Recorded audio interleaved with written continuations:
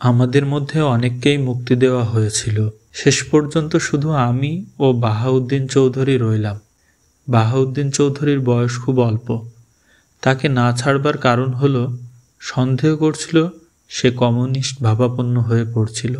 এই সময় অনেককেই কমিউনিস্ট বলে জেলে ধরে আনতে শুরু করেছিল নিরাপত্তা আইনে, যাকে আমরা বিনা বিচারে বন্দি বলি। এদের মধ্যে অনেকেই ইংরেজ আমলে বহুদিন জেল খেটেছে। কারাগারের যন্ত্রণা যে কি এইবারই বুঝতে পারলাম। সন্ধ্যায় বাইরে থেকে তালা বন্ধ করে দিলেই আমার খারাপ লাগতো। সূর্য অস্ত যাওয়ার সাথে সাথে সমস্ত কয়েদির কামরায় কামরায় বাইরে থেকে তালা বন্ধ করে দেয়া হয় গণনা করার পর। আমি কয়েদিদের কাছে বসে তাদের জীবনের ইতিহাস ও সুখ দুঃখের কথা শুনতে ভালোবাসতাম। তখন কয়েদিদের বিড়ি তামাক খাওয়া আইনে নিষেধ ছিল, তবে রাজনৈতিক বন্দীদের নিষেধ ছিল না। নিজের টাকা দিয়ে কিনে এনে খেতে পারত। একটা বিড়ির জন্য কয়েদিরা পাগল হয়ে যেত। কিন্তু কর্তৃপক্ষ যদি কাউকেও বিড়ি খেতে দেখত তাহলে তাদের বিচার হতো এবং শাস্তি পেত। সিপাহীরা যদি কোনো সময় দয়াপরবশ হয়ে একটা বিড়ি বা সিগারেট দিত কতই না খুশি হতো। আমি বিড়ি এনে এদের কিছু কিছু দিতাম। পালিয়ে পালিয়ে খেত কয়েদিরা। কর্মী সম্মেলনের জন্য খুব তোড়জোড় চলছিল। আমরা জেলে বসেই সে খবর পাই 150 নম্বর মোগলটুলিতে অফিস হয়েছে। শওকত মিয়া সকলের খাওয়া ও থাকার বন্দোবস্ত করত। সে ছাড়া ঢাকা শহরে কেই বা করবে। আর একজন ঢাকার পুরানা লীগ কর্মী ইয়ার মোহাম্মদ খান সহযোগিতা করছিলেন। ইয়ার মোহাম্মদ খানের অর্থবল ও জনবল দুইই ছিল।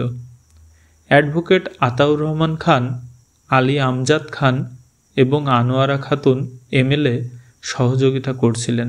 আমরা সম্মেলনের ফলাফল সম্বন্ধে খুবই চিন্তায় দিন কাটাচ্ছিলাম। আমার সাথে যোগাযোগ করা হয়েছিল আমার মত নেয়ার জন্য। আমি খবর দিয়েছিলাম আর মুসলিম লীগের পিছনে ঘুরে লাভ নাই। এই প্রতিষ্ঠান এখন গণবিচ্ছিন্ন সরকারি প্রতিষ্ঠানে পরিণত হয়েছে। এরা আমাদের মুসলিম লীগে নিতে চাইলেও যাওয়া উচিত হবে না, কারণ এরা কোটারি করে ফেলেছে। একে আর জনগণের প্রতিষ্ঠান বলা চলে না। এদের কোনো কর্মপন্থাও নাই।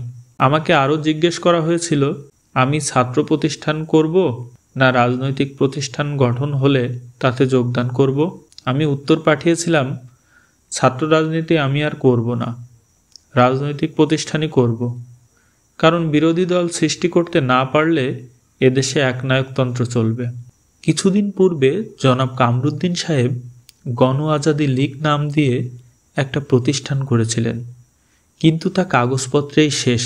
যা হোক, কোথাও হল বা জায়গা না পেয়ে শেষ পর্যন্ত হুমায়ুন সাহেবের রোজ গার্ডেন বাড়িতে সম্মেলনের কাজ শুরু হয়েছিল। শুধু কর্মীরা না, অনেক রাজনৈতিক নেতাও সেই সম্মেলনে যোগদান করেন। শেরে বাংলা একে ফজলুল হক, মাওলানা আব্দুল হামিদ খান ভাসানী, আল্লামা মাওলানা রাগিব আহসান, এমএলএদের ভিতর থেকে জনাব খয়রাত হোসেন, বেগম আনোয়ারা খাতুন, আলী আহমদ খান ও হাবিবুর রহমান চৌধুরী ওরফে ধনু মিয়া এবং বিভিন্ন জেলার অনেক প্রবীণ নেতাও যোগদান করেছিলেন। সকলেই একমত হয়ে নতুন রাজনৈতিক প্রতিষ্ঠান গঠন করলেন। তার নাম দেয়া হলো পূর্ব পাকিস্তান আওয়ামী মুসলিম লীগ। মাওলানা আব্দুল হামিদ খান ভাসানী সভাপতি, জনাব শামসুল হক সাধারণ সম্পাদক এবং আমাকে করা হলো জয়েন্ট সেক্রেটারি। খবরের কাগজে দেখলাম আমার নামের পাশে লেখা আছে নিরাপত্তা বন্দী। আমি মনে করেছিলাম পাকিস্তান হয়ে গেছে, সাম্প্রদায়িক রাজনৈতিক প্রতিষ্ঠানের দরকার নাই। একটা অসাম্প্রদায়িক রাজনৈতিক প্রতিষ্ঠান হবে, যার একটা সুষ্ঠু ম্যানিফেস্টো থাকবে। ভাবলাম সময় এখনো আসে নাই, তাই যারা বাইরে আছেন তারা চিন্তাভাবনা করেই করেছেন। আওয়ামী মুসলিম লীগ গঠন হওয়ার কয়েকদিন পরেই আমার ও বাহাউদ্দিনের মুক্তির আদেশ এলো। বাইরে থেকে আমার সহকর্মীরা নিশ্চয়ই খবর পেয়েছিল। জেল গেটে গিয়ে দেখি বিরাট জনতা আমাদের অভ্যর্থনা করার জন্য এসেছে, মাওলানা ভাসানী সাহেবের নেতৃত্বে। বাহাউদ্দিন আমাকে চুপি চুপি বলে, মুজিব ভাই, পূর্বে মুক্তি পেলে একটা মালাও কেউ দিত না, আপনার সাথে মুক্তি পাচ্ছি, একটা মালা তো পাবো। আমি হেসে দিয়ে বললাম, আর কেউ না দিলে তোমাকে আমি মালা পরিয়ে দিতাম। জেলগেট থেকে বের হয়ে দেখি আমার আব্বাও উপস্থিত। তিনি আমাকে দেখবার জন্য বাড়ি থেকে এসেছেন। আমি আব্বাকে সালাম করে ভাসানী সাহেবের দিকে এগিয়ে গিয়ে তাকেও সালাম করলাম। সাথে সাথে আওয়ামী মুসলিম লীগ জিন্দাবাদ, ছাত্রলীগ জিন্দাবাদ ধ্বনি উঠল। জেলগেটে এই প্রথম আওয়ামী লীগ জিন্দাবাদ হলো। শামসুল হক সাহেবকে কাছে পেয়ে তাকে অভিনন্দন জানালাম এবং বললাম, হক সাহেব, আপনার জয় আর জনগণের জয়। হক সাহেব আমাকে জড়িয়ে ধরলেন এবং বললেন, চলো এবার শুরু করা যাক। পরে আওয়ামী মুসলিম লীগ আওয়ামী লীগ নামে পরিচিত হয়। আওয়ামী লীগের কয়েকজনকে সহসভাপতি করা হয়েছিল। জনাব আতাউর রহমান খান, আব্দুস সালাম খান, আলী আহমদ খান, আলী আমজাদ খান ও আরও একজন কে ছিলেন আমার মনে নাই। আওয়ামী লীগের প্রথম ওয়ার্কিং কমিটির সভা হয় 150 নম্বর মোগলটুলিতে। শেরে বাংলা একে ফজলুল হক সাহেব তাতে যোগদান করেছিলেন। একটা গঠনতন্ত্র সাব কমিটি ও একটা কর্মপন্থা সাব কমিটি করা হলো। আমরা কাজ করা শুরু করলাম। শওকত মিয়া বিরাট সাইনবোর্ড লাগিয়ে দিল, টেবিল চেয়ার সকল কিছুই বন্দোবস্ত করল। আমি জেল থেকে বের হওয়ার পূর্বে একটা জনসভা আওয়ামী লীগ আরমানিটোলা ময়দানে ডেকেছিল। মৌলানা ভাসানী সেই প্রথম ঢাকায় বক্তৃতা করবেন। শামসুল হক সাহেবকে ঢাকার জনগণ জানত, তিনি বক্তৃতাও ভালো করতেন। আওয়ামী মুসলিম লীগ যাতে জনসভা না করতে পারে সেজন্য মুসলিম লীগ গুন্ডামির আশ্রয় গ্রহণ করে। যথেষ্ট জনসমাগম হয়েছিল। সভা যখন আরম্ভ হবে ঠিক সেই মুহূর্তে একদল ভাড়াটিয়া লোক মাইক্রোফোন নষ্ট করে দিয়েছিল এবং প্যান্ডেল ভেঙে ফেলেছিল। অনেক কর্মীকে মারপিটও করেছিল। ঢাকার নামকরা ভীষণ প্রকৃতির লোক বড় বাচ্চা বাবুবাজারে থাকে। বড় বাচ্চার লোকবল ছিল, তার নামে দোহাই দিয়ে ফিরত এই সমস্ত এলাকায়। তাকে বোঝানো হয়েছিল আওয়ামী লীগ যারা করেছে এবং আওয়ামী লীগের সভা করছে তারা সবাই পাকিস্তান ধ্বংস করতে চায়, এদের সভা করতে দেওয়া চলবে না। বাদশা মিয়াকে লোকজন জোগাড় করে সভা ভাঙবার জন্য 500 টাকা দেয়া হয়েছিল। বাদশা মিয়া খুব ভালো বংশের থেকে এসেছে, কিন্তু দলে পড়ে এবং ঢাকার হিন্দু মুসলমান দাঙ্গায় শরিক হয়ে খারাপ রাস্তায় চলে গিয়েছিল। দাঙ্গা করে অনেক মামলার আসামিও হয়েছিল। সবাই গোলমাল করে সে চলে গেলে ওই মহল্লার বাসিন্দা জনাব আরিফুর রহমান চৌধুরী তার কাছে গিয়ে বললেন, বাদশা মিয়া আমাদের সভা একবার ভেঙে দিয়েছেন, আমরা আবার সব কিছু ঠিক করে সভা আরম্ভ করছি। আপনি আমাদের কথা প্রথমে শুনুন, যদি পাকিস্তানের বিরুদ্ধে বলি বা দেশের বিরুদ্ধে বলি তারপরে সভা ভাঙতে পারবেন। চৌধুরী সাহেবের ব্যবহার ছিল অমায়িক। খেলাফত আন্দোলন থেকে রাজনীতি করছেন, দেশের রাজনীতি করতে সর্বস্ব বিলিয়ে দিয়েছেন। তিনি জন্মগ্রহণ করেছিলেন বরিশালের উলানিয়ার জমিদারি বংশে। বাদশা মিয়া তার দলবল নিয়ে এসে রাস্তায় দাঁড়িয়ে সবার বক্তৃতা শুনতে লাগলো। কয়েকজন বক্তৃতা করার পরে বাদশা মিয়া প্ল্যাটফর্মের কাছে এসে বলল, আমার কথা আছে, আমাকে বলতে দিতে হবে। কে তাকে বাধা দেয়? বলতে গেলে আরমানিটোলা ময়দান তার রাজত্বের মধ্যে। বাদশা মিয়া মাইকের কাছে যেয়ে বলল, আমাকে মুসলিম লীগ নেতারা ভুল বুঝিয়েছিল আপনাদের বিরুদ্ধে। আপনাদের সভা ভাঙতে আমাকে 500 টাকা দিয়েছিল। এ টাকা এখনও আমার পকেটে আছে। আমার পক্ষে এ টাকা গ্রহণ করা হারাম। আমি এ টাকা আপনাদের সামনে ছুঁড়ে ফেলে দিচ্ছি। এ কথা বলে টাকাগুলি ছুঁড়ে দিল। সবার মধ্যে টাকাগুলি উঠতে লাগলো। অনেকে কুড়িয়ে নিল এবং অনেক ছিঁড়ে ফেলল। বাদশা মিয়া আরও বলল, আজ থেকে আমি আওয়ামী লীগের সভ্য হলাম। দেখি আরমানিটোলায় কে আপনাদের সভা ভাঙতে পারে। জনসাধারণ ফুলের মালা বাদশা মিয়ার গলায় পরিয়ে দিল। জনগণের মধ্যে এক নতুন আলোড়নের সৃষ্টি হলো। মুসলিম লীগ গুন্ডামির প্রশ্রয় নিয়েছিল একথা ফাঁস হয়ে পড়ল। আওয়ামী লীগের সভা ভাঙতে টাকাও দিয়েছিল, একথা জনগণ জানতে পারল। যদিও এতে তাদের লজ্জা হয় নাই।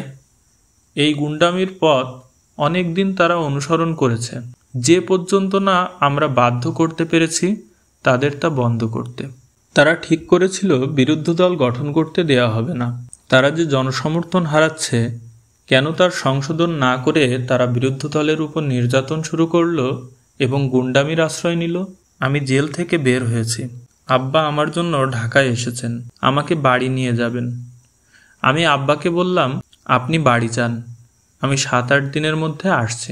আমার টাকার দরকার, বাড়ি না গেলে টাকা পাওয়া যাবে না। বৃদ্ধা মা আর স্ত্রী এবং মেয়েটিকে দেখতে ইচ্ছা করছিল। আমি ফরিদপুরের সালাম সাহেবকেও খবর দিলাম গোপালগঞ্জে একটা সভা করব, তিনি যেন উপস্থিত থাকেন। গোপালগঞ্জে আওয়ামী মুসলিম লীগ সংগঠন হয়ে গেছে। পুরানা মুসলিম লীগ কমিটিকেই আওয়ামী লীগ কমিটিতে পরিণত করে ফেলা হয়েছিল, কারণ পাকিস্তান সরকার আমাদের বিরোধীদের দিয়ে একটা মহকুমা মুসলিম লীগ অর্গানাইজিং কমিটি গঠন করেছিল। গোপালগঞ্জে খবর দিয়ে আমি বাড়িতে রওনা করলাম। বোধহয় জুলাই মাসের মাঝামাঝি হবে। জনসভা ডাকা হয়েছিল। সালাম খান সাহেব উপস্থিত হলেন, আমিও বাড়ি থেকে আসলাম। সভায় হাজার হাজার জনসমাগম হয়েছিল। হঠাৎ সকালবেলা 144 ধারা জারি করা হয়। আমরা সভা মসজিদ প্রাঙ্গণে করব ঠিক করলাম। তাতে যদি 144 ধারা ভাঙতে হয়, হবে। বিরাট মসজিদ এবং সামনে কয়েক হাজার লোক ধরবে। সালাম সাহেবও রাজি হলেন। আমরা যখন সভা শুরু করলাম, তখন এসডিও মসজিদে ঢুকে মসজিদের ভিতর 144 ধারা জারি করলেন। আমরা মানতে আপত্তি করলাম। পুলিশ মসজিদে ঢুকলে মারপিট শুরু হলো। পুলিশ লাঠিচার্জ করল এবং দুই পক্ষেই কিছু আহত হলো। আমি ও সালাম সাহেব সভাস্থান ত্যাগ করতে আপত্তি করলাম। আমাদের গ্রেপ্তার করা হলো। জনসাধারণও মসজিদ ঘিরে রাখল। গুলি করা ছাড়া আমাদের কোর্টে বা থানায় নেওয়া সম্ভবপর হবে না, পুলিশ অফিসার বুঝতে পারল। যতদূর জানা গিয়েছিল, পুলিশ কর্মচারীরা মসজিদের ভিতর 144 ধারা জারি করতে রাজি ছিল না। এসডিও সাহেব জোর করেই করেছিলেন। মহকুমা পুলিশ অফিসার যখন বুঝতে পারলেন অবস্থা খুবই খারাপ, গোলমাল হবেই, জনসাধারণ রাস্তা বন্ধ করে রেখেছে, তখন আমার ও সালাম সাহেবের কাছে এসে অনুরোধ করলেন, গোলমাল হলে অনেক লোক মারা যাবে, আপনারা তো এখনই জামিন পেয়ে যাবেন, এদের বলে দেন চলে যেতে এবং রাস্তা ছেড়ে দিতে। আমরা আপনাদের কোর্টে নিয়ে যাব এবং এখনই জামিন দিয়ে দেব। সন্ধ্যা হয়ে গেছে, বহুদূর থেকে লোকজন এসেছে, বৃষ্টি হচ্ছে। সন্ধ্যার অন্ধকারে কি হয় বলা যায় না। জনসাধারণের হাতেও অনেক লাঠি ও নৌকার বৈঠা।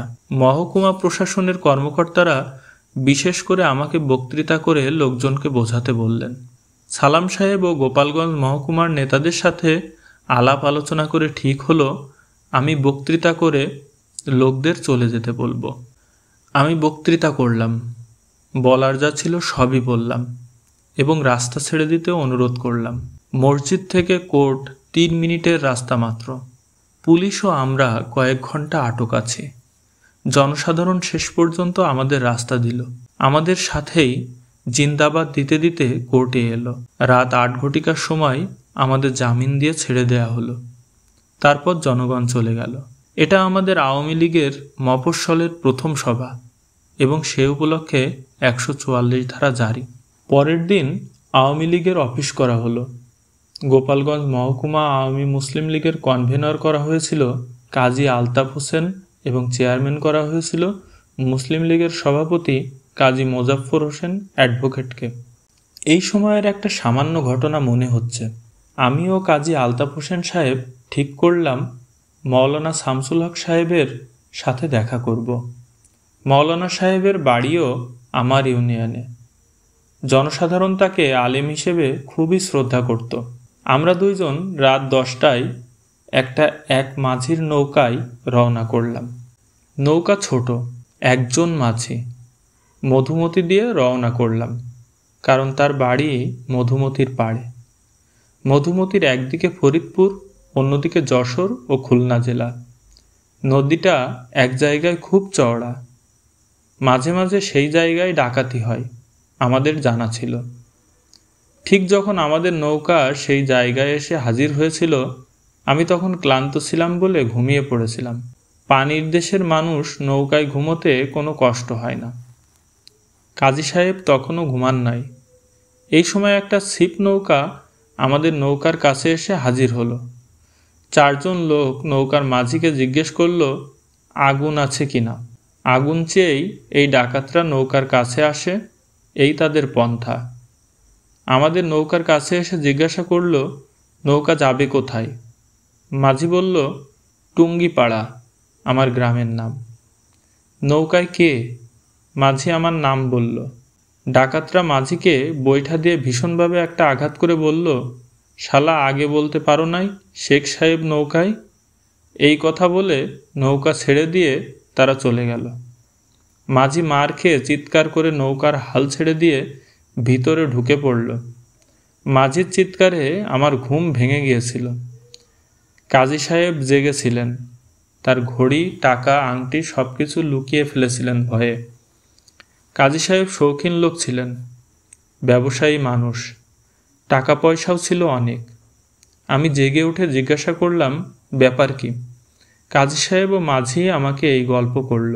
কাজী সাহেব বললেন, ডাকাতরা আপনাকে শ্রদ্ধা করে, আপনার নাম করেই বেঁচে গেলাম, না হলে উপায় ছিল না। আমি বললাম, বোধহয় ডাকাতরা আমাকে ওদের দলের একজন বলে ধরে নিয়েছে। দুইজনে খুব হাসাহাসি করলাম।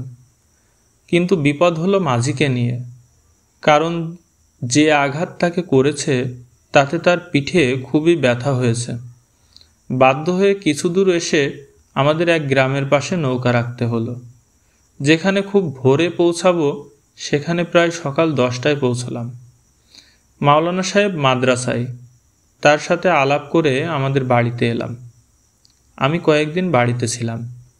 আব্বা খুবই দুঃখ পেয়েছেন। আমি আইন পড়ব না শুনে বললেন, যদি ঢাকায় না পড়তে চাও তবে বিলাত যাও, সেখান থেকে বার এট ল ডিগ্রি নিয়ে এসো। যদি দরকার হয় আমি জমি বিক্রি করে তোমাকে টাকা দিব। আমি বললাম, এখন বিলাত গিয়ে কি হবে? অর্থ উপার্জন করতে আমি পারবো না। আমার ভীষণ জেদ হয়েছে মুসলিম লীগ নেতাদের বিরুদ্ধে। যে পাকিস্তানের স্বপ্ন দেখেছিলাম এখন দেখি তার উল্টা হয়েছে। এর একটা পরিবর্তন করা দরকার। জনগণ আমাদের জানত এবং আমাদের কাছেই প্রশ্ন করত। স্বাধীন হয়েছে দেশ, তবু মানুষের দুঃখ কষ্ট দূর হবে না কেন? দুর্নীতি বেড়ে গেছে, খাদ্যাভাব দেখা দিয়েছে, বিনা বিচারে রাজনৈতিক কর্মীদের জেলে বন্ধ করে রাখা হচ্ছে। বাংলাকে রাষ্ট্রভাষা হিসেবে মুসলিম লীগ নেতারা মানবে না। পশ্চিম পাকিস্তানে শিল্প কারখানা গড়া শুরু হয়েছে, পূর্ব পাকিস্তানের দিকে নজর দেওয়া হচ্ছে না। রাজধানী করাচি, সব কিছুই পশ্চিম পাকিস্তানে, পূর্ব বাংলায় কিছু নাই।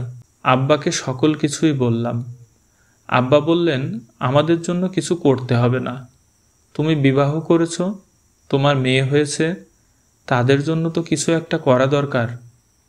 আমি আব্বাকে বললাম, আপনি তো আমাদের জন্য জমি জমা যথেষ্ট করেছেন, যদি কিছু না করতে পারি বাড়ি চলে আসব, তবে অন্যায়কে প্রশ্রয় দেওয়া চলতে পারে না। আমাকে আর কিছুই বললেন না। রেনু বলল, এভাবে তোমার কতকাল চলবে? আমি বুঝতে পারলাম যখন আমি ওর কাছে এলাম। রেনু আড়াল থেকে সব কথা শুনছিল। রেনু খুব কষ্ট করত, কিন্তু কিছুই বলতো না। নিজে কষ্ট করে আমার জন্য টাকা পয়সা জোগাড় করে রাখত, যাতে আমার কষ্ট না হয়। আমি ঢাকায় রওনা হয়ে আসলাম। রেনুর শরীর খুব খারাপ দেখে এসেছিলাম। ইত্তেহাদের কাজটা আমার ছিল, মাঝে মাঝে কিছু টাকা পেতাম, যদিও দৈনিক ইত্তেহাদের অবস্থা খুবই খারাপ হয়ে পড়েছিল।